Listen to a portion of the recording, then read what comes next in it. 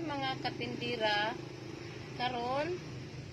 Ngayon magluto tayo ng ulam. Ang ulam namin ngayon ay mga gulay.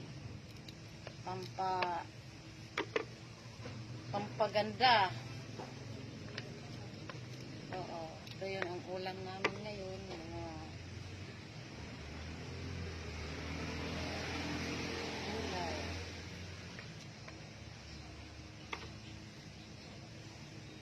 Masarap ito.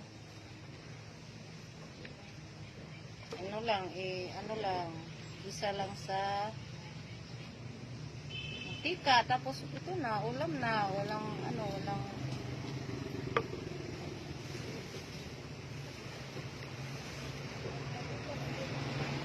halo.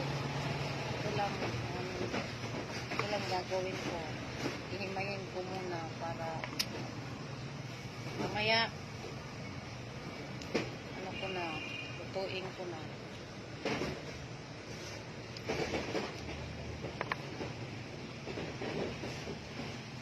Binili ko po ito dito sa may Talipapa. Hi, good morning.